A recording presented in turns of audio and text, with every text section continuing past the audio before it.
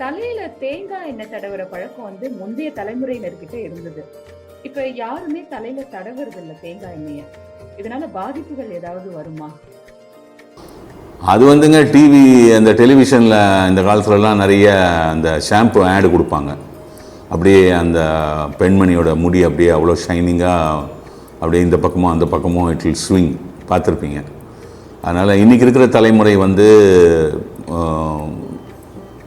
தலைமுடி ட்ரையாக இருக்கணும்னு நினைக்கிறாங்க. அதாவது க்ரீஸியாக இருக்கக்கூடாது, எண்ணெய் வழிஞ்சுண்டு இருக்கக்கூடாது, ட்ரையாக இருக்கணும், அந்த காய்ந்த நிலை தான் வேணும் எனக்கு அப்படின்னு. அதனால் யாருமே தேங்காய் எண்ணெய் போடுறத கொஞ்சம் கொஞ்சமாக அதை விட்டு விலகிட்டாங்க. இப்போ அவங்களுக்கு எண்ணெய் பாட்டிலேருந்து எடுத்து கையில் போட்டு தலையில் தேய்ச்சி they feel that it is Messi. So அந்த பழக்கம் நிறைய விட்டு போச்சு இன்றைக்கி இருக்கிற சமுதாயத்தில். எஸ்பெஷலி 1980-85க்கு அப்புறம் பிறந்தவங்களில் பார்த்திங்கன்னா இன்றைக்கி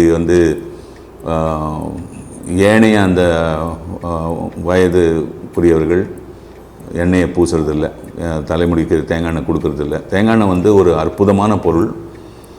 நம்ம எப்படி பசி எடுத்தால் உணவு சாப்பிட்றோமோ, தாகம் எடுத்தால் தண்ணி குடிக்கிறோமோ, அந்த மாதிரியெல்லாம் நம்மளுக்கு தேவையானது, உடலுக்கு தேவையானது எடுத்துக்கிறோமோ, அதே மாதிரி அந்த முடி, தலைமுடி அதுவும் நம்ம உடலின் ஒரு அங்கம். அதுக்கு நிறைய அதுக்கு பின்னால் விஞ்ஞானம் இருக்கிறது. அது அப்புறம் பேசுவோம். இந்த தலைமுடியினுடைய ஆரோக்கியத்தை பராமரிப்பதற்கு வடிவமைக்கப்பட்ட அந்த பழக்க வழக்கம்தான் அந்த தேங்காய் எண்ணெயை தலையில் பூசிக்கொள்வது. அது உங்களுக்கு அந்த ஹேருக்கு நரிஷ்மெண்ட் கொடுக்கும். உங்களுக்கு ஃபாலிக்கல்ஸ்லாம் ஸ்ட்ரென்தன் ஆகும். அந்த ஸ்கேல்ப்பு உங்களுக்கு அந்த தலைக்கு மேலே இருக்கிற ஸ்கேல்ப்புன்னு சொல்கிறோம் இல்லையா, அந்த தோல் அது காஞ்சி போகாது. அது காய ஆரம்பித்து அது கிராக் ஆக ஆரம்பிச்சதுன்னா தான் உங்களுக்கு அந்த பொடுகுன்னு சொல்கிறோம், அந்த தோல் உறிஞ்சி வருது. இது ஏன் அப்படின்னா அங்கே அந்த ஆயில் மாய்ஸ்சரைசிங் இல்லாதனால.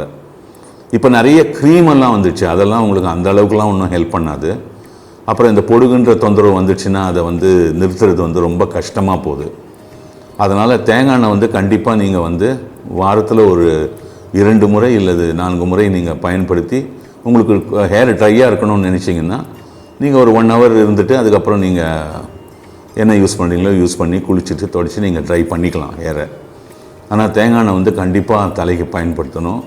இன்றைக்கி அந்த எக்கச்சக்கம் சின்ன வயசுலேயே நிறைய பேருக்கு பெரிய அளவில் முடி கொட்ட ஆரம்பிச்சிடுது 20கள்லேயே. அந்த மாதிரி இருக்கிறவங்க அதுக்கு பேரே நீங்கள் போய் பார்க்கலாம், நெட்லலாம் போய் பார்க்கலாம், அலோபீசியான்னு சொல்லுவாங்க.